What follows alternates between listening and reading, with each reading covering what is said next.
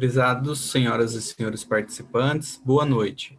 Eu sou o professor Fábio Bortolotti e serei o moderador deste webinar.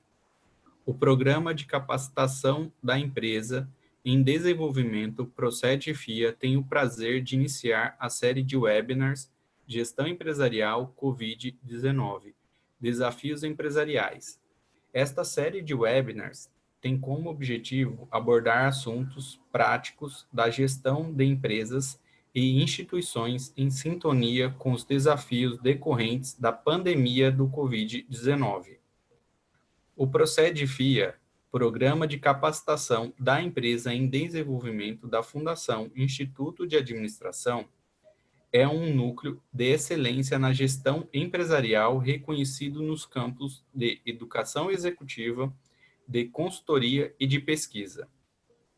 Para a realização da série de webinars, o Procede FIA agradece o apoio das seguintes instituições: ABAD, Associação Brasileira de Atacadistas e Distribuidores de Produtos Industrializados, Abelos, Associação Brasileira dos Lojistas Satélites, ACSP, Associação Comercial de São Paulo, Distrital Sudeste, e Rotary de São Paulo Saúde. No webinar de hoje, o professor Kleber Zanquim abordará o seguinte tema: gestão de contratos na crise, especialmente no contexto das empresas e instituições. O professor Kleber Zanquim é reconhecido nacionalmente e internacionalmente como advogado estratégico em diversos setores econômicos como infraestrutura, bancos, mercado imobiliário, agronegócio, varejo e alimentos e bebidas. Especialista em contratos, infraestrutura, imobiliário, distressed deals e doutor pela Faculdade de Direito da USP. Professor dos cursos de MBA do Procede FIA e do INSPER Direito. É presidente da Comissão de Estudos de Saneamento do IESP e consultor jurídico da presidência do Instituto de Engenharia. Além disso, é membro efetivo do Comitê Jurídico da Sociedade Rural Brasileira, é membro da Associação Brasileira de Lawtech e Legaltech, AB2L. O professor Kleber Zanquim é referenciado por Chamber and Partners Latin America como Leading Lawyer in Project and Public Law, Chamber and Partners Global in Project, Who's Who Legal in Project Finance, ILO Client Choice in Construction Category e revista Análise Advocacia, entre os mais admirados em infraestrutura, regulatório e nos setores de banco, agronegócio, construção e engenharia. Este webinar terá duração de 60 minutos e será dividido em duas partes. Na primeira parte, o professor Kleber Zanquim apresentará durante 45 minutos o tema Gestão de Contratos na Crise, focalizando os desafios das empresas e instituições. Na segunda parte, os participantes terão 15 minutos para fazer perguntas. Com a palavra, o professor Kleber Zanquim. Boa noite a todos. Muito obrigado, Fábio. É uma satisfação participar dessa iniciativa da FIA. Acho que é muito oportuno que nós possamos falar de alguns assuntos que hoje estão na crista da onda, e a questão dos contratos na pandemia me parece ser uma questão bastante fundamental hoje. Então, nós vamos tratar desse assunto de uma maneira bastante prática e objetiva. Queria começar falando dele já, para a gente caber no nosso tempo aqui, com um exemplo prático, que na verdade é um caso real que a gente acompanha no escritório e que há diversos casos semelhantes, para que nós possamos depois destrinchar um pouquinho o raciocínio sobre como cuidar disso na prática, né? É um caso de uma concessionária de infraestrutura, que, como várias aí no Brasil, foram duramente afetadas pela Covid, a redução enorme do número de usuários, e essa concessionária de infraestrutura ela tem vários subcontratos, né, contratos que ela faz para viabilizar a sua atividade. Um desses contratos é uma cessão diária que ela fez para um terceiro, que obviamente também foi muito afetado, porque tanto a concessionária quanto esse terceiro, que é um cessionário ou locatário de um espaço da concessionária, dependem dos usuários para ter a sua receita e fazer a sua operação. Então, o que ocorreu?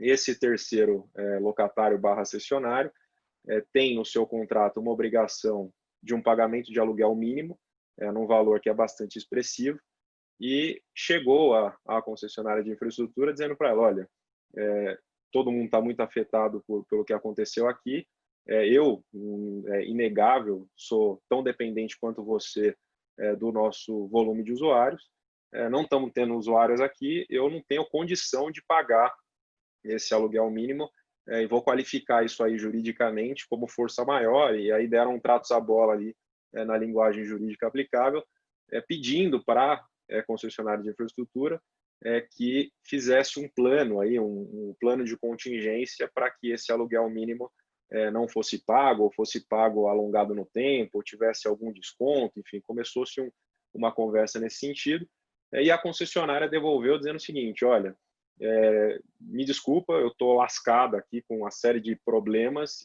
eu não posso te ajudar, e na verdade é o seguinte, ou você me paga o que você me deve, ou nós vamos brigar na justiça, né? O famoso vamos pro pau, né? Na linguagem popular aí. Pasmem vocês, se não já estiverem vivenciando isso, que esse tipo de comportamento não é raro nessa situação em que a gente se encontra. Pelo menos ele não é dominante, ou seja, não está acontecendo com todo mundo, esse tipo de postura mais belicosa, mas ele não é raro, ele acontece com alguma frequência. E aí as pessoas ficam na dúvida sobre como se comportar, né? Como é que eu faço para administrar essa situação? Eu vou então logo para um litígio? Como é que eu cuido desse assunto? Aqui tem tema para a gente falar numa conversa de bar quando eles abrirem, eu espero que seja logo, por muito tempo. Mas eu quero separar 4 pontos para a gente poder se aprofundar um pouquinho. O primeiro é fazer uma diferença de cenário da crise que nós vivenciamos lá a partir de 2014, 15, que teve impactos em vários contratos, né? Então, olhar um pouquinho o que aconteceu lá e comparar com o que está acontecendo agora. Segundo lugar, falar um pouquinho do porquê o brasileiro tem o histórico de ser tão brigão, um povo tão litigante, né? Para vocês terem uma ideia, esses dados vão se atualizando com o tempo, mas se dá conta de que no Brasil há mais de 100 milhões de processos judiciais em andamento nas diversas esferas, Justiça Federal, Estadual, Trabalhista. Se nós somos 200 e poucos milhões de habitantes com 100 milhões de processos, é quase como se todo mundo estivesse brigando com todo mundo. É óbvio que isso não é verdade, porque o Estado brasileiro é o maior litigante e nem todo mundo está brigando com todo mundo, mas um país que tem 220 milhões de pessoas, tem mais de 100 milhões de processos, realmente é um indicador a ser refletido. Então, vamos falar um pouquinho por que isso acontece. O terceiro ponto que nós vamos tratar é como os tribunais brasileiros, e vou falar um pouquinho mais aqui da situação de São Paulo, que recebe um volume muito grande de litígios, como é que eles têm reagido a ações desse caso aí que eu tô contando para vocês. Que recado os tribunais começam a dar para a sociedade em relação a esses litígios. E o último tópico é o que eu levo em consideração para então tomar uma decisão no meu contrato atual, no ambiente da crise, e o que eu posso extrair de experiência para os meus novos contratos, né? Deus nos livre, que espero que nunca mais tenhamos uma crise como essa, mas, enfim, tudo pode acontecer na nossa vida, então o que eu posso prever a partir de agora, extraindo um pouco de experiência desse nosso caso, para os meus novos contratos. Então, vou começar com a primeira questão, que é um comparativo entre as crises que nós vivenciamos aí recentemente. Lá, 2014, 2015, né, essa data é um pouco incerta, todo mundo lembra que nós tivemos uma grave crise econômica, qualificada por muitos como uma depressão econômica. Depressão essa que teve impacto muito importante em diversos setores, com uma redução natural de demanda, enfim, de A a Z em vários segmentos que acabaram sofrendo com isso. E naquele período houve uma discussão também sobre como administrar os contratos. Esses contratos têm que ser revistos, têm que ser reequilibrados. Eu posso extinguir um contrato numa situação de uma crise econômica tão aguda. Eu sou obrigado a continuar pagando se eu tenho lá obrigações fixas, como o aluguel mínimo que eu dei o exemplo, ou um take or pay num contrato de fornecimento, nessas circunstâncias. Todas essas questões foram debatidas na época, e o entendimento que foi se formando aí nos tribunais é que a revisão dos contratos ou a extinção dos contratos nessa situação era meio excepcional. Não havia lastro suficiente para que, de uma forma generalizada, os contratos sofressem uma intervenção do judiciário para reequilibrá-los em razão daqueles eventos. E por que isso? Porque aquela crise ela tem uma natureza, em primeiro lugar, eminentemente econômica e com uma derivada política forte, que nós sabemos, mas dizia respeito aí a uma queda do PIB, e não foi uma coisa que aconteceu do dia para a noite, né? Ela teve um período de mais forte aceleração, mas nós víamos aí os sinais, as coisas acontecendo já desde antes, com alguns eventos de pico, algumas operações da Lava Jato acelerando algumas situações, mas era uma crise que foi se construindo ao longo do tempo. Isso é uma primeira situação. Do ponto de vista das derivadas dela, uma das derivadas, por exemplo, foi a inflação, né? Nós vamos lembrar que nós tivemos aí nesse período um pico inflacionário que resultou num aumento da taxa de juros. A inflação, já pelos tribunais, não é considerado um evento suficiente para reequilibrar, para rever os contratos. Então, o subproduto dessa crise, que era macro, que não foi do dia para a noite, e que poderia ter um impacto nos contratos, que era a inflação, os tribunais já, por outras situações, pelo fato de o Brasil ser um país muito acostumado com surtos inflacionários, os tribunais entendem que as partes têm que estar preparadas para esse tipo de ocorrência, então isso não é suficiente para gerar um reequilíbrio. A mesma coisa em relação à taxa de juros. Poxa, mas a taxa de juros explodiu aqui de uma hora para outra, eu quero contemplar isso como impacto no meu contrato. Os tribunais também relativizaram isso bastante. Fizeram um movimento, de certa forma, parecido com o que ocorreu lá em 2008. Né? Em 2008, aí, alguns setores sentiram muito mais do que os outros, por exemplo, o setor exportador ou importador, e que tinha muitos contratos em dólar. A gente teve uma escalada do dólar muito rápida naquela época, na crise de 2008. Muitas ações judiciais foram movidas para rever contratos indexados em dólar, e os tribunais, especialmente aí o Tribunal de São Paulo, que recebeu bastante ação até do setor do agronegócio, acabou preservando os contratos, falando, não é o caso de reequilibrar, esses eventos aí de fato são agudos, mas não são tão extraordinários, nem tão imprevisíveis assim, então vamos preservar esses contratos, o judiciário não vai fazer tantas intervenções como às vezes as partes querem, ou até o público em geral acha que acontece. Então, nessa crise que veio depois lá 14, 15 para frente, os tribunais mais ou menos se comportaram da mesma forma. Bom, e essa crise agora do Covid? Essa é diferente porque ela veio de uma hora para outra, né? Ela tem causa externa, ou seja, não é nenhuma situação que ocorreu aqui no Brasil, e cá entre nós, não dá para imaginar que, pelo menos eu acredito nisso, que qualquer pessoa tinha uma bola de cristal para prever um evento dessa magnitude, com os impactos dessa magnitude e com essa duração incerta, ou seja, uma dúvida sobre qual é a data que vai acabar, né? Não consigo imaginar, vi até um desses que circulam pela internet aí, um desenho dos Simpsons antigo, em que eles imaginavam exatamente um vírus se espalhando pela humanidade e causando uma série de problemas, mas acho que nem esse produtor dos Simpsons teria, apesar de ter antevisto a ocorrência, teria capacidade de prever todos os seus impactos, especialmente se fosse colocar isso em algum contrato. Então, essa é uma crise muito peculiar, muito aguda, de uma ocorrência temporal, né, do seu início até os seus impactos muito curto, né? Ela chegou avassaladora, e aí, naturalmente, a postura do Estado brasileiro como julgador, tanto na esfera judicial quanto nas esferas administrativas, mudou. Né? Aí Bom, agora sim nós podemos dizer que estamos numa situação de força maior, numa situação efetivamente muito extraordinária, que ninguém tinha capacidade de prever, algo que não se vivenciou no Brasil recente, não temos tanto registro de como foi, por exemplo, o impacto de uma outra pandemia tão severa no país. Aparentemente nunca houve nada parecido, então não dá para dizer que as partes ali, os contratantes, teriam capacidade de antever e de se preparar para isso. Tá ótimo. Isso significa que, então, os tribunais estão mais dispostos a decidir favoravelmente a um pedido de reequilíbrio contratual ou, no limite, até a extinguir um contrato, declarar a extinção de um contrato, se ele não puder ser mais cumprido, tamanha a severidade do impacto que ele sofreu no caso da Covid. Né? Então, esse é um pouco do cenário que vem das diferenças da crise.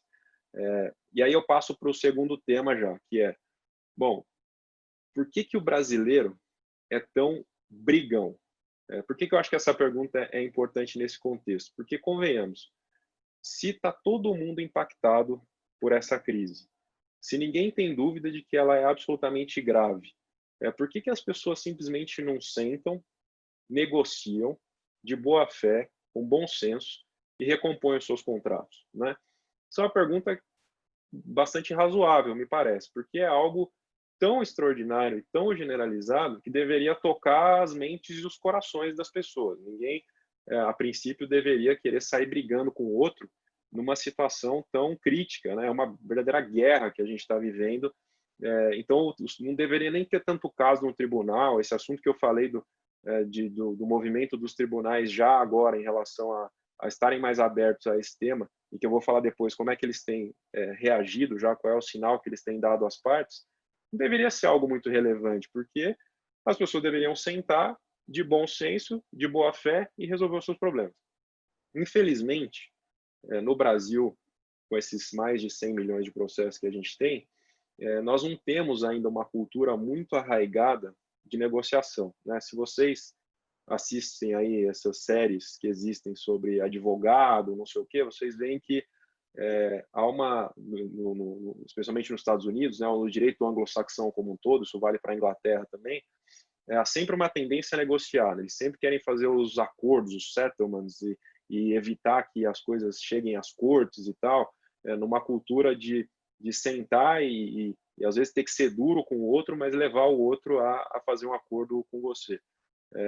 Aqui no Brasil, a gente usa com bastante frequência a saída de vou entrar com a ação e ver o que dá. Tem algumas, talvez, algumas justificativas para isso. Então, talvez tão relacionadas ao espírito do brasileiro, o fato de o brasileiro ele ser alguém belicoso. Mas não, é que a estrutura da justiça brasileira, de alguma maneira, favorece o litígio. Por quê? No Brasil, comparativamente com outros países, é muito barato você litigar, por incrível que pareça. As custas processuais, quanto você tem que pagar para o tribunal para você começar uma ação judicial no Brasil, é muito barato. Né? Em São Paulo, por exemplo, é 1% do valor da causa, limitado a 70 e poucos mil, 75 mil reais. Então, se você entrar com uma ação de 10 milhões de reais, você vai pagar no máximo 75 mil reais. Se você entrar com uma ação de 100 mil reais, como você paga 1% do valor da causa, você vai pagar R$1.000 para entrar com essa ação. Então, é muito barato ingressar na justiça brasileira. E também, se você for fazer uma comparação entre honorários de advogado que se pratica no Brasil com outras economias do mesmo tamanho, né, ou próximas da nossa, os honorários de advogado no Brasil também são muito baratos. Né? Se você pegar as economias aí que estão um pouquinho na nossa frente ou atrás, entre as 12 maiores economias do mundo, o custo de você contratar um advogado é bastante superior, algumas vezes mais, do que o que se tem no Brasil. Também tem razões para isso, estruturantes. Né? O Brasil ele precarizou muito ao longo do tempo a profissão jurídica, né? A profissão do advogado, são muitas faculdades, enfim, tem um excesso de oferta aí nesse ambiente. A gente tem algumas regras que, especialmente de classe, né, impostas aí pela OAB, que acabam fomentando uma certa massificação não é esse o objetivo, mas é isso que acaba acontecendo, uma massificação do trabalho do advogado, que naturalmente reduz o seu valor, né? E em outros países que você não tem isso, você tem menos advogados e, portanto, o valor aí que é cobrado para as demandas judiciais é maior, né? Então, no Brasil é barato você litigar tanto do ponto de vista da taxa judiciária que você paga para o tribunal, quanto em termos de honorários de advogado comparativamente com outros países. E, além disso, existe isso é uma premissa que talvez não seja tão certa e ela vem mudando com o tempo, mas ela ainda tem alguma base, que é assim, olha, no judiciário é tudo meio uma roleta russa, assim, é um grande aleatório. Eu posso não ter direito nenhum e numa eventual ação eu posso ganhar. Então, como é barato eu litigar, eu vou correr o risco. Eu vou deixar não fazer acordo, não me acertar aqui com a minha contraparte. Sei que eu não tenho direito, sei que eu posso perder, mas eu prefiro perder na justiça, porque vai que eu ganho. De repente, o juiz muda lá de ideia, o meu advogado faz um malabarismo e eu consigo ganhar essa ação.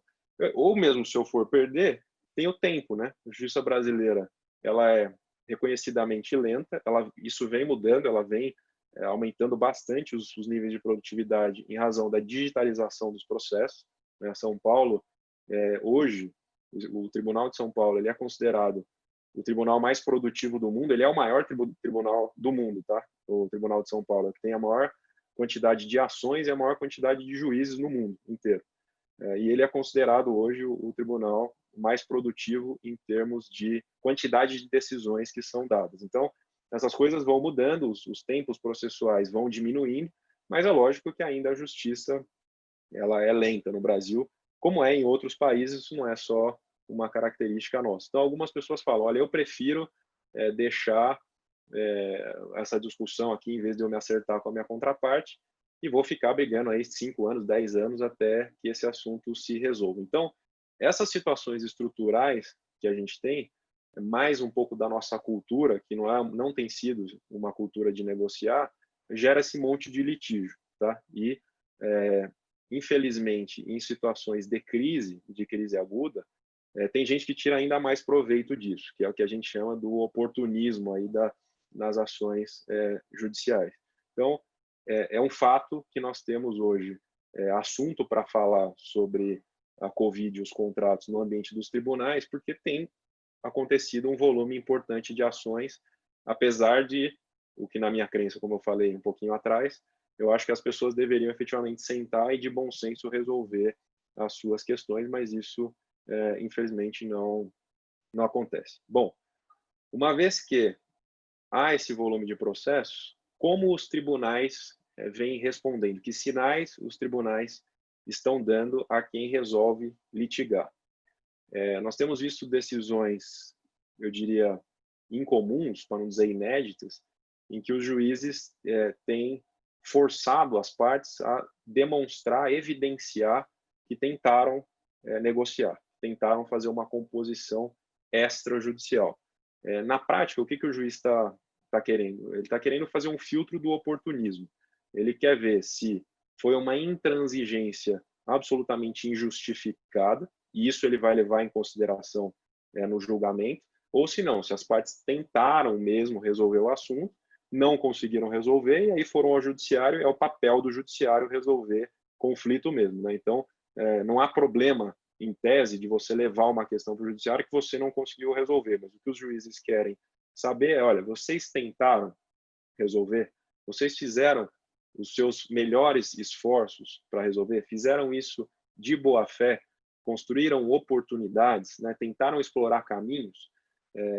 Se você não fez isso, se você simplesmente adotou uma postura, digamos, conforme o exemplo que eu falei no começo, lá da concessionária, olha, ou você me paga o que você me deve, ou nós vamos brigar, os juízes estão levando isso em consideração. E há regras jurídicas que eles podem utilizar, não necessariamente para punir a parte que faz isso, há regras até para punir, que eles podem usar para punir, litigância de má-fé, por exemplo, que é quando você litiga simplesmente para obter algum benefício da morosidade da justiça, simplesmente porque você efetivamente não quis reconhecer o direito que é cristalino da sua contraparte. Então, tem algumas situações que qualificam essa tal litigância de má-fé, e o juiz pode aplicar uma multa processual sobre uma das partes. Mas há outras regras que não são regras punitivas, mas que ele pode utilizar, o juiz pode utilizar, para julgar o mérito da ação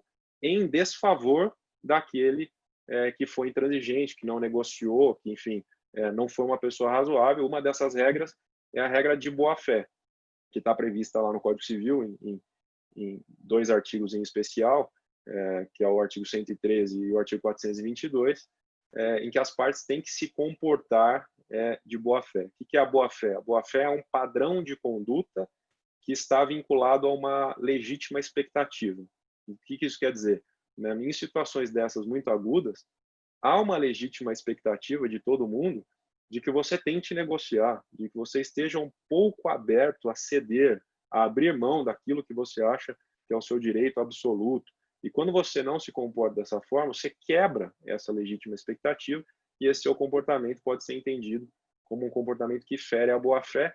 E aí, na hora de julgar o seu caso, o juiz vai levar isso em consideração e pode julgar contra você se ele entender que você se comportou dessa forma. Então, nós já estamos vendo os juízes de primeira instância, que em geral são os juízes mais jovens, totalmente antenados com tudo que está acontecendo, conectados e tal, e tem os seus grupos de WhatsApp, discutem tudo, já vem dando sinais em algumas ações de que, olha, se você não evidenciou aqui a sua boa-fé, a sua boa intenção em negociar, eu vou levar isso em consideração e você pode vir a perder o seu processo.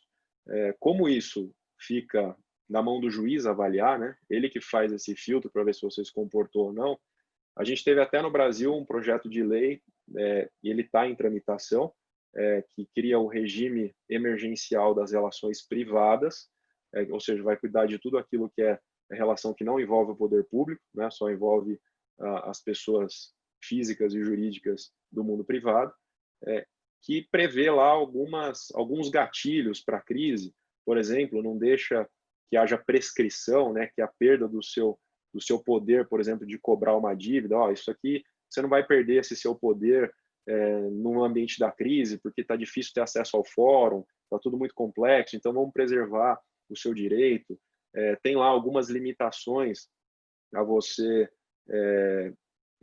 despejar alguém, por exemplo, né? Olha, eu vou despejar alguém aqui porque não pagou aluguel. Enfim, tem algumas coisas que foram propostas e havia no primeiro projeto e primeiras emendas, né, que os parlamentares fazem, sugestões, por exemplo, falando da locação, que já previam uma regra legal de desconto, né? Então, olha, é assim, falando especificamente de locação, você tente negociar primeiro, mas se você não conseguir chegar a um acordo, o locador com o locatário, vai ser uma regra aqui que vai dar, por exemplo, 30% de desconto nos 3 primeiros meses, depois esse desconto volta lá na frente, vai ser pago acrescido dos aluguéis que estão por vencer. Se tentou construir um regimezinho desse, isso não passou, isso foi excluído da última versão do projeto, que tá para ser já aprovado, e não passou porque as pessoas entenderam que as situações são muito casuísticas, né? E não seria legítimo haver uma intervenção dessa natureza da lei nas relações das pessoas, não dá muito para padronizar, então era melhor deixar a situação em aberto. Mas é só para dar um exemplo para vocês de como essa questão da negociação e de se buscar uma saída antes de entrar com uma ação, numa saída pré-judicial ou fora do judiciário, estava influenciando até a produção de uma lei, né, que era para criar um mecanismo mais automático caso as partes não chegassem a um acordo. Fato é que, como isso aí não passou, continuamos na situação em que o juiz faz uma avaliação muito dele sobre o caso e ele vai querer entender se nós nos comportamos ou não nos comportamos de boa fé num caso específico. Então, falei da diferença entre a crise anterior e essa crise, falei um pouco do problema das estruturas que nós temos, que fazem com que nós brasileiros sejamos tão litigantes, e falei agora desse sinal que os tribunais vêm dando, que, olha, eu quero saber se você está negociando ou se você não está negociando, eu vou levar isso em consideração na hora que eu for julgar. E aí eu passo para o quarto ponto, ao qual eu vou me dedicar um pouquinho mais, que aí é o que você tem que levar em consideração mesmo para tomar uma decisão que pode ser efetivamente entrar com uma ação, que providências que você pode tomar nesse ambiente, se preparando para uma ação ou para evitar uma ação, isso falando dos contratos que estão impactados pela crise, e para os futuros contratos que você vai celebrar. Bom, falando então dos contratos que estão na crise, sempre tem uma pergunta assim, eu preciso notificar formalmente a minha contraparte, construindo todo um racional de por que ela tem que reequilibrar o contrato comigo ou negociar comigo e tal. É assim, toda vez que existe um evento contratual relevante, e pode ser de qualquer natureza, por exemplo, não precisa ser uma coisa dessa que vem de fora e prejudica o seu contrato, né? Pode ser um furto na sua empresa, pode ser um problema, você está transportando um produto num caminhão, tem um acidente, esse produto perece, ele quebra, tem um problema. Toda vez que você tem algum evento crítico no seu contrato, você precisa informar a sua contraparte disso, para que se avaliem as consequências jurídicas desse evento. Então, informar sempre é algo que se tem que fazer, é um dever daquela parte que tem uma determinada obrigação e que essa obrigação ela não vai poder ser cumprida da forma como estabelecida, é um dever que ele informe.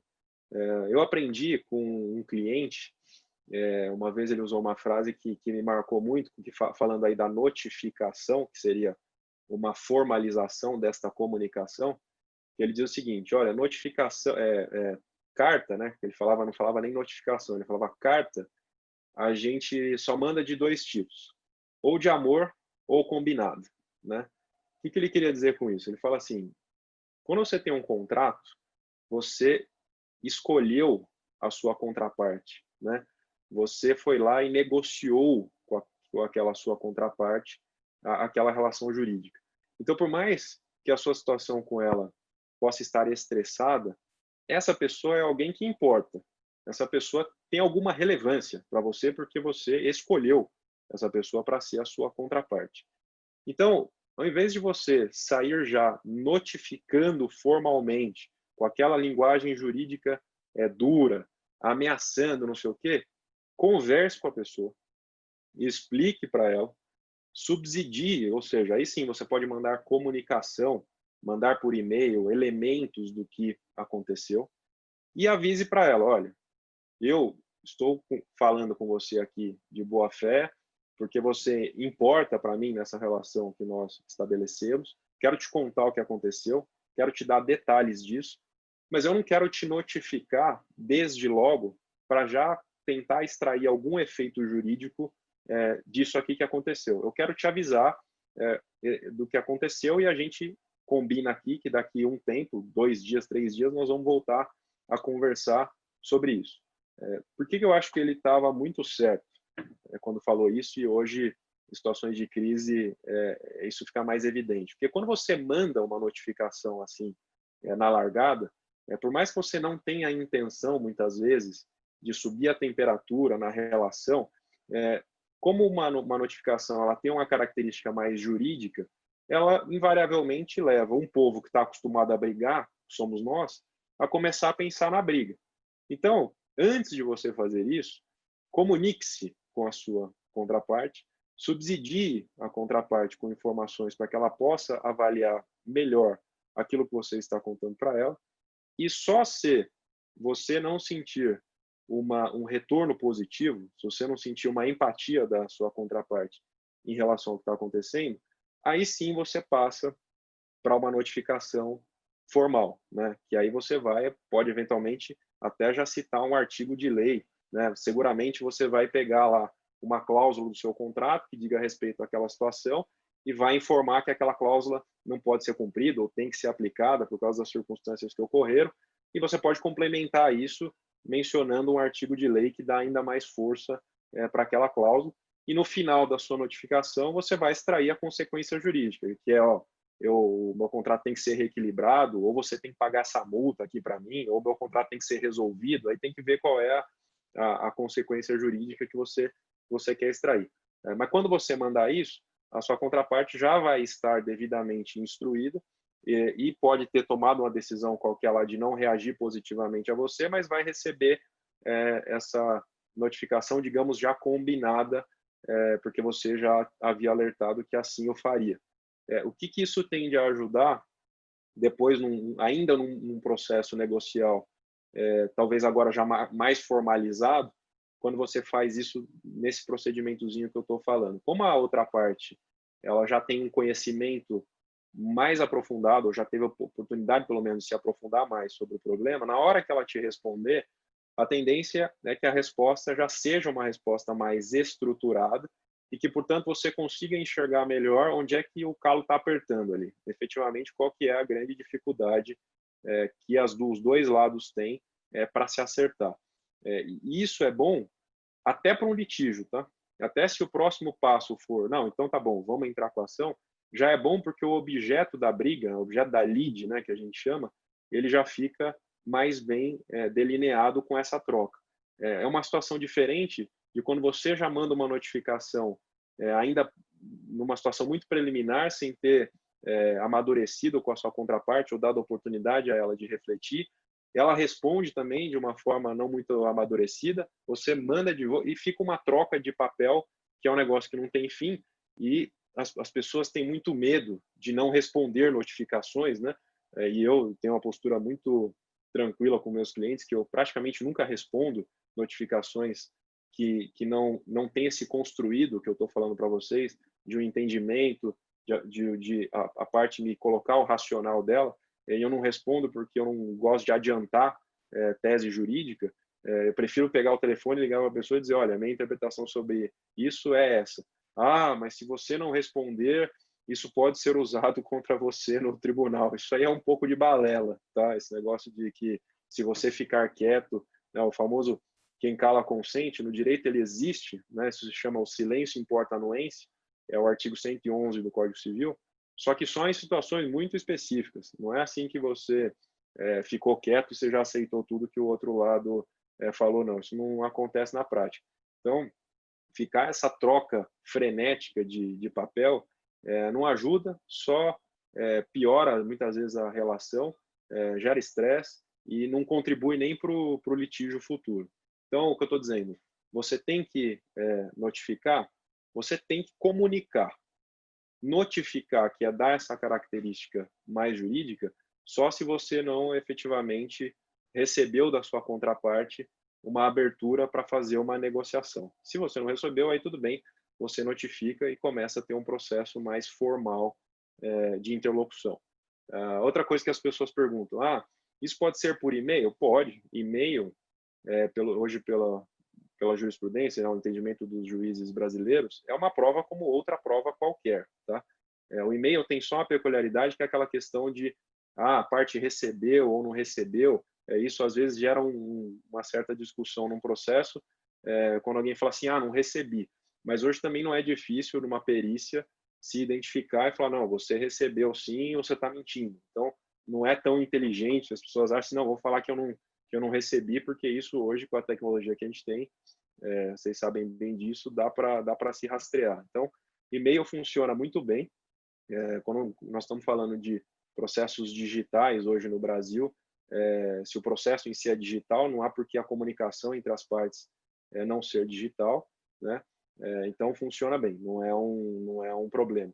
A recomendação que a gente faz para todos os contratos, e aí já estou também colocando um ponto aqui para os contratos futuros, é que você coloque no seu contrato uma cláusula que cuida das comunicações entre as partes, deixando claro que a comunicação pode ocorrer por e-mail e indo para o destinatário tal, arroba não sei o quê, pronto, você já comunicou validamente a sua contraparte, né? As partes têm liberdade de pactuar sobre a maneira como vão se comunicar dentro da relação contratual. Então, é muito bom se você puder fazer isso no seu contrato, ajuda muito se tiver um conflito lá na frente, né? Bom, tá bom. Então, primeiro eu fiz um approach com a minha contraparte no amor, não deu certo, mandei a notificação, não deu certo. A minha contraparte não reage, não há o que faça. Bom, aí até chegar ao litígio, tem várias coisas que você pode fazer, mas eu vou dizer duas que podem funcionar. Uma, e é um trabalho, por exemplo, que eu faço com bastante frequência. Quando eu comecei a fazer isso, eu nem imaginava que teria tanta coisa para fazer, mas eu faço com muita frequência, é a negociação profissional. A negociação profissional não é o mesmo que mediação, tá? Eu vou explicar um pouco dessa diferença. O mediador, que é o que hoje todo mundo está falando, os tribunais também têm, vou colocar alguém para mediar este conflito, pode ser pessoal, empresarial, né? Pode ser de várias naturezas, é alguém, como o próprio nome diz, que fica no meio, ou seja, ele não é alguém que pega o interesse de algum dos lados e tenta fazer com que esse interesse se viabilize. Ele basicamente procura eliminar os ruídos que existem na comunicação para que as próprias partes cheguem a um acordo. Isso é a mediação. A negociação profissional é diferente. É uma pessoa que tem uma vivência, enfim, um preparo em negociação, e ela pega o interesse de um dos lados e vai negociar este interesse com o outro lado. Obviamente que, como é uma negociação, o negociador considera muito o outro lado também, né? Não existe negociação unilateral, né? Toda negociação é bilateral. Então, esse negociador, apesar de ele não ficar no meio do caminho como fica o mediador, ele naturalmente pondera muito o interesse da contraparte nessa negociação. E isso é uma ferramenta que se utiliza em vários países do mundo, e no Brasil vem ganhando tração, que é você colocar uma nova pessoa que tem os skills para fazer isso. Primeiro, diminui aquela tensão humana do conflito prévio, né? As pessoas que estavam ali tensionadas naquela relação, elas ficam um pouco afastadas entre si, porque você coloca alguém novo, alguém que não estava lá desde o começo nessa relação e, portanto, não tem aquele histórico de conflito do passado, não tem contas a acertar, não está chateado porque a outra parte usou uma palavra que ele não concorda, né? Não tem nada disso. Você coloca uma pessoa nova para fazer essa interlocução. E, em geral, do outro lado, também entra uma pessoa nova, seja um externo ou de dentro de uma empresa, estou falando de uma negociação empresarial, que contribui nesse processo. Então, você muda um pouco a chave, muda a chavinha da negociação a hora que você muda as pessoas. E, dentro dessa estratégia de você colocar um negociador profissional, podem surgir ideias novas, ideias criativas, que levem à formalização de um acordo, que até então as partes não tinham conseguido alcançar pelo seu contexto, pelo contexto de um pré-litígio, pela tensão em que se encontra, pelas outras diversas agendas que tem que administrar, né? Quando você coloca um negociador profissional, aquela é a agenda do cara. Então, o cara tem que pegar aquilo e resolver aquele problema. Ele está dedicado a resolver aquele assunto. E, portanto, ele precisa ser eficiente, otimizar, mas ele gasta muita energia para que isso aconteça. Esse é um primeiro caminho e que, por exemplo, na crise lá de 2016, de 2014 para frente, falando mais em 16, eu tive uma série de experiências muito positivas com isso, e agora também, é uma situação que tem voltado com bastante força a questão de ter alguém para negociar essas situações e evitar o litígio, evitar que isso se judicialize. Dá certo sempre? Claro que não dá, né? Tem muitas situações que as partes resolvem brigar, é impossível chegar a algum acordo no mindset em que elas se encontram naquele momento.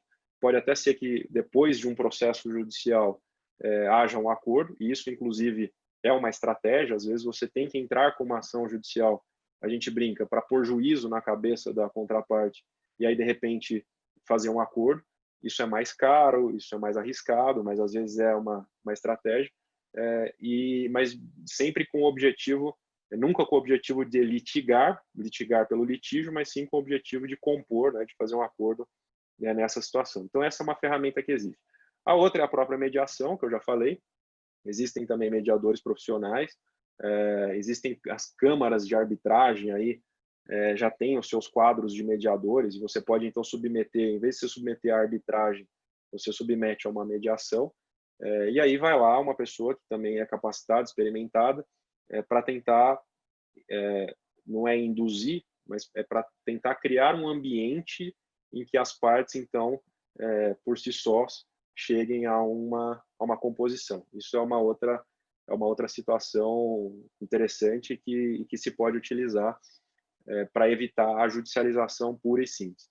Bom, não deu certo a negociação, não deu certo a mediação, o que me resta? Bom, aí te resta pouca coisa mesmo. Aí, se não tem alternativa, você precisa litigar. E no litígio, se você passou por esses caminhos, você pode traduzir isso para o juiz, explicar para ele, falar, olha, fizemos isso, tentamos aquilo, tentei isso, tentei aquilo, fizemos de tudo, mas o negócio não saiu daqui, não andou. Então agora vai ter que dar o tratamento jurídico legal específico para esse assunto e resolver o problema. Se você chegou lá no juiz tendo feito todo esse procedimento, ou pelo menos uma parte dele, estou bem tranquilo a dizer para vocês que o juiz não vai receber mal o seu litígio, mesmo sendo um assunto da Covid. Não vai receber, não vai achar, poxa, por que não resolveram eles lá sentados numa mesa? Não resolveu porque não deu para resolver. Está aqui a demonstração de que não tinha alternativa e, portanto, cheguei a esse contexto aqui. Tá? Então, eu diria que hoje, como um plano de emergência, você pode recorrer a uma negociação profissional ou a uma mediação antes do litígio. Se você for preparar esse litígio, então que use aquele caminho das comunicações e se vai ter litígio, sim, das notificações bem pensadas, e fazer o quê? Não tem muita alternativa. Isso para os contratos que você já tem hoje.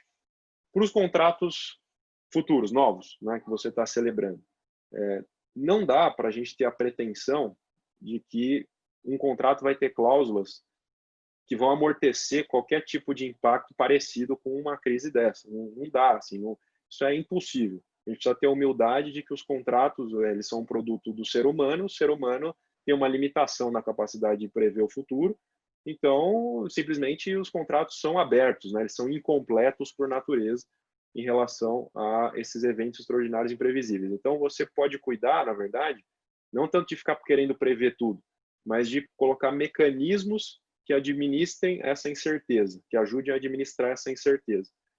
Então, você pode usar, por exemplo, uma cláusula que, em geral, está lá no fim do contrato, que é a de administração dos litígios, mas você não vai chamar assim, é uma administração dos litígios, porque não tem litígio ainda. É uma administração das incertezas, ou uma administração pré-contenciosa, né, em que você vai falar, olha, alguns contratos já têm isso importado até de outros modelos de outros países. Primeiro, tem que haver uma negociação, um entendimento high level aqui entre os diretores XYZ. Né? Não havendo solução entre esses diretores, vai haver uma sessão de entendimento entre os advogados ou os gerentes, enfim, alguém que seria uma segundo layer, aí, uma segunda peça na estrutura, que já não vai sair mais daquela negociação tão high level, que é muito mais comercial, e vai para uma negociação que tem que quebrar um pouco mais de pedra, entrar mais no detalhe e tentar achar uma saída que seja uma saída mais específica do que uma saída comercial geral. Não sendo possível fazer isso, então nós vamos submeter a uma mediação empresarial na Câmara tal, nessas condições. E só então nós vamos submeter o caso ao litígio.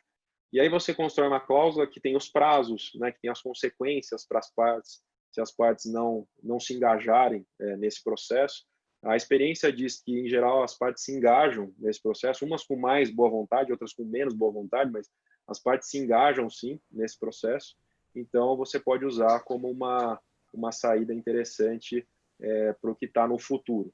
Né? E deixando sempre o litígio como o que a gente chama última ratio, ou seja, a última hipótese, você vai litigar e você preparou muito bem nessas escadinhas de providência esse litígio, de modo que ele vai ser muito mais assertivo, muito mais bem dirigido, e você vai conseguir avaliar antes de entrar com a ação com mais precisão as suas chances de êxito, porque você já tem esse histórico de entendimento com a sua parte bem solidificado. Você vai falar, pô, a minha chance aqui, agora eu consigo aqui com lupa ver quanto que ela é maior ou quanto que ela é menor e quanto faz sentido eu investir efetivamente nesse potencial litígio. Tá? Então, resumindo o que eu estou dizendo. Oi, Fábio. O senhor pode finalizar isso que o senhor está dizendo para a gente já passar para as perguntas e respostas do pessoal que está com a gente, por favor? Posso. Resumindo, Obrigado. Então, o que eu estou dizendo em relação à gestão, aí, à administração dos contratos, já falei das providências urgentes, que é a negociação e a mediação, e falo que vale a pena que nós nos dediquemos, a partir de agora, considerando a experiência da Covid, a fazer cláusulas que administrem a incerteza, que cuidem da administração da incerteza. Elas são complementares a uma cláusula de matriz de risco, por exemplo. Né? Quando você vai lá e faz o contrato, faz uma cláusula de matriz de risco, você aloca determinados eventos às partes, se esses eventos acontecerem, não tem impacto no contrato, porque você já distribuiu para quem de direito. Né? O que vai ter impacto no contrato? Se estiver fora daquela matriz. Como que eu cuido que está fora daquela matriz, que é a incerteza, não é o risco? Eu crio essas cláusulas de administração da incerteza, que são cláusulas fundadas numa comunicação melhor, no entendimento melhor, numa negociação entre as partes, sempre com o máximo objetivo de você evitar o litígio, porque o litígio, por mais bem costurado que ele possa ser, eventualmente você pode ser surpreendido com um resultado não esperado. Fábio, muito obrigado. Encerro então por aqui. Obrigado, professor. Nós temos algumas perguntas dos participantes e eu gostaria de estar fazendo algumas, né, até por questão do tempo, nós não conseguiríamos passar todas elas. Mas vamos lá, nós temos algumas. Uma, os participantes é participante anônimo, né? Que ele diz o seguinte: a redução nos contratos de locação é aconselhável via aditivo ou só um e-mail resolve? Acredito que ele esteja perguntando nessa situação da pandemia, agora que nós estamos passando, que está tendo uma revisão nos contratos de aluguéis, né? Então, eu acredito que seja nesse sentido. Bom, boa pergunta. É assim, um e-mail resolve porque você está dando um desconto, né? Então, você está falando assim, estou dando um desconto nessa obrigação, toma aqui o e-mail, pode me pagar 70% do aluguel. O aditivo, né, ele é uma coisa que a gente faz, em geral, para o que está para frente, né? Por que você faz um aditivo do contrato? Você fala, a partir de agora, para frente, a situação mudou. E aí é uma situação, em geral, que é perene, né? Uma coisa que vai perdurar no tempo. Essas negociações, a gente chama transigir, nessas transações que você faz pontuais, você pode sim fazer por e-mail. Aí você vai me perguntar, mas e se eu não fizer isso formalmente? O cara pode me processar dizendo que esse desconto não valeu, não foi dado? Pode, mas é o que eu falei para vocês. O e-mail é prova, e aí esse seria um processo muito com pouca chance de ele ganhar, né, contra um e-mail que foi trocado entre as partes. O e-mail é bastante suficiente e, além disso, complementando ao e-mail, tendo havido o pagamento do aluguel no mês seguinte, exatamente da forma como combinado, as partes claramente reconhecem que, em relação àquilo que trocaram a mensagem, transigiram e está tudo certo. Então, não há efetiva necessidade de fazer um aditivo, formalizar isso. Muitas empresas fazem por uma questão de compliance, porque querem ter tudo documentado num registro só, mas isso não é juridicamente indispensável. Tá ótimo. Nós temos mais uma aqui, que vamos finalizar com a pergunta do Tiago. Ele gostaria de saber qual o lado positivo e negativo de recorrer ao Tribunal de Arbitragem ao alugar um imóvel por um site de imóvel, né? E se esse método esse método é utilizado em seus contratos atualmente, ele questiona. Se esse método é utilizado. Bom, assim, o que é a arbitragem, né? A arbitragem, ela é um tribunal, pode ser que seja só uma pessoa, um árbitro para julgar, só que ele não é uma estrutura do Estado, né? Não é igual ao juiz do Estado. Só que o árbitro, ele tem, por força de lei, as mesmas prerrogativas e poderes que um juiz, tá? O árbitro, ele é juiz de direito para fins daquilo que ele decide, é que ele só está numa estrutura que não é uma estrutura estatal, é a estrutura da arbitragem, em geral uma câmara arbitral. Que vantagens você tem? Primeiro, em geral, nas arbitragens, o árbitro é um especialista naquele assunto, especialista mesmo, o sujeito lida com aquele assunto todo dia. O juiz, ele lida com 500 mil assuntos, né? E pode ser que ele até seja muito bom em um assunto, que seja o seu assunto, mas o outro cara, que é o árbitro, ele é especialista naquilo, ele só faz aquilo. Então, ou majoritariamente só faz aquilo.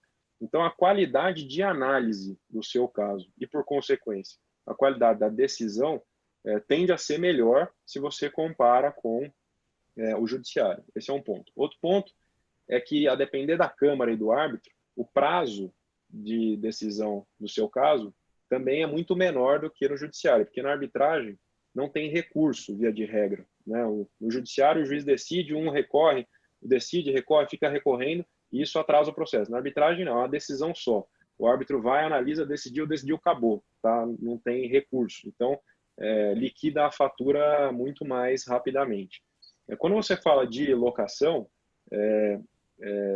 tem aí esses sites, né, que estão colocando isso, o objetivo deles é dar celeridade, velocidade à solução dos problemas e trazer exatamente um especialista e também neutralizar a visão do juiz, que é normal, em geral mais pró-locatário do que pró-locador. Né? Numa arbitragem isso fica mais neutralizado, tem menos viés. Né? Então o objetivo do locador, quando coloca isso, é isso.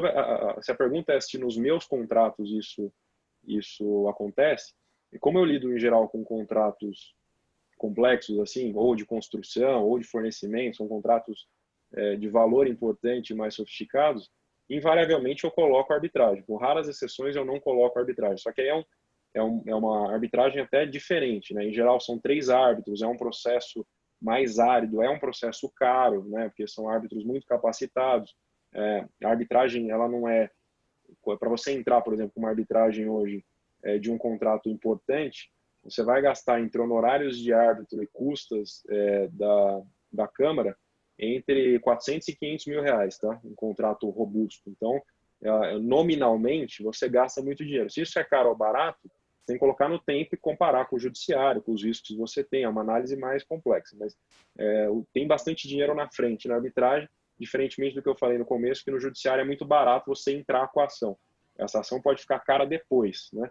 Mas no começo ela é barata. Na arbitragem ela já é cara, entre aspas, antes, que é até para você avaliar bem se você quer fazer. Então, contratos mais complexos, é muito normal você ter arbitragem. Outros contratos mais de dia a dia, ainda é raro por causa do custo, mas hoje já tem uma série de câmaras, em São Paulo tem um monte, que são bem competitivas em preço, que o preço não é mais proibitivo para você usar a ferramenta da arbitragem. A gente acha que isso vai crescer muito em demandas que não são tão complexas aí nos próximos anos. Professor Kleber Zanquim, nosso horário se encerrou e eu gostaria de saber se o senhor gostaria de fazer um comentário final. Bom, eu quero agradecer a oportunidade, né? Tenho muito carinho pela FIA. Acho que essa iniciativa é muito bacana, muito profissional do lado de vocês, aproveitando a situação em que todos estamos em casa atualmente para poder compartilhar um pouco mais de reflexão, de assuntos que estão queimando aí, que estão muito ativos hoje em dia. Foi um prazer, eu estou à disposição de vocês aí sempre que for possível. Muito obrigado. Obrigado, professor. Agradecemos a participação das senhoras e senhores neste webinar da série Gestão Empresarial Covid-19, Desafios Empresariais. Agradecemos as seguintes instituições pelo apoio: ABAD, Associação Brasileira de Atacadistas e Distribuidores de Produtos Industrializados, ABLOS, Associação Brasileira dos Lojistas Satélites, ACSP, Associação Comercial de São Paulo Distrital Sudeste e Rotary de São Paulo Saúde. Obrigado ao professor Kleber Zanquim pelos conhecimentos compartilhados nesse webinar. Agradecemos também à equipe de apoio da FIA, do Procede, que possibilitou a realização deste evento. Na próxima terça-feira, trataremos do tema Crédito para Pequenas e Médias Empresas, PMEs, com o professor André Saconato. Lembramos aos senhores e senhoras que este webinar, assim como os anteriores, poderá ser revisto no canal do YouTube da FIA, Fundação Instituto de Administração. Uma boa noite.